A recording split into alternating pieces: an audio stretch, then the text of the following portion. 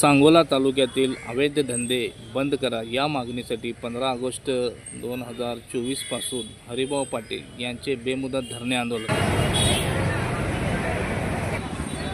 मी हरिभाऊ पाटील सांगोला दिनांक 15 ऑगस्ट 2024 पासून जिल्हाधिकारी कार्यालयासमोर सांगोला तालुक्यातील अवैध धंद्यासंदर्भात व मुख्यमंत्री ग्राम सडक योजनेच्या कामासंदर्भात मी बेमुदत धरणे आंदोलन चालू केलं आहे। सांगोला तालुक्यामध्ये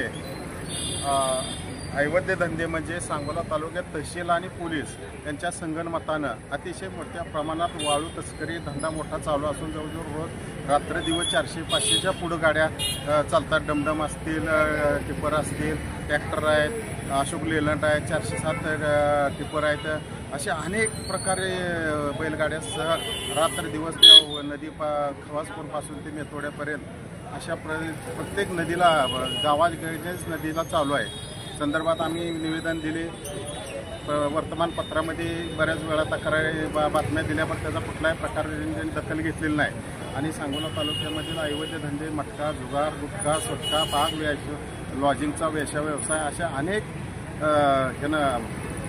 अवैध धंद्यांना सांगोला पाक भरभटलेला आहे। कुठल्याही प्रकारचं वरिष्ठ अधिकाऱ्यांचं त्याच्यावर नियंत्रण नाही आहे। अशा पद्धतीचं सांगोल्यामध्ये अशांतता निर्माण व्हायला लागली आहे आणि भविष्यात शांत ह्याच्यातून अतिशय मोठ्या प्रमाणात लहान मुलांचं असेल किंवा नवीन तरुण मुलं बिघडणार आहेत त्या अवैध धंद्यामुळं, अवैध पैसे मिळाल्यामुळं। तर हे त्वरित थांबवण्यासाठी आमचं हे आंदोलन आहे। दुसरा विषय, सांगोला तालुक्यामध्ये मुख्यमंत्री ग्राम सडक योजना या योजनेचा हेतू काय आहे की जमिनीवरून रस्ते तयार करणे आणि जे पहिले जुने 10 वर्षापूर्वी 15 वर्षापूर्वी जर रस्ते तयार झाले असतील तर त्याची दुरुस्ती करणे हा नियम आहे। तर या नियमाला बगल देऊन त्या जिल्हा कार्यकारी अभियंता मुख्यमंत्री ग्राम सडक योजनेचे कार्यकारी अभियंता प्रदेश साहेब यांनी सांगोला तालुक्यातील अनेक रस्ते, मग उदाहरणार्थ वाडेगाव, दिघे वस्ती, राजापूर हा रस्ता वस्तीला जाणारे रस्ते आहेत, वाडीला जाणारे रस्ते आहेत। तर या रस्ता अतिशय सुस्थितीत असून आणखी त्याच्यावर 5 वर्षे काही न करता चांगला रस्ता राहणार आहे। त्याच्या अजून जिल्हा परिषदनं काम केलेत, काय बँकेने कामं केलेत,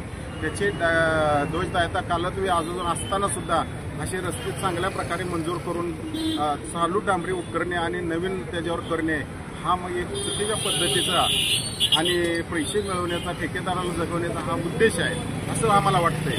म्हणून आम्ही सांगोला तालुक्यामध्ये वस्तुस्थिती रस्त्याच्या बघितले असता मग शिवना धायटी असेल, सांगोला म्हणजे वाडेगाव, दिघे वस्ती, राजापूर आणि सांगोला वासूद असे अनेक रस्ते आहेत। तर या रस्त्यामध्ये भ्रष्टाचार करण्याच्या उद्देशाने हे काम चालू आहे।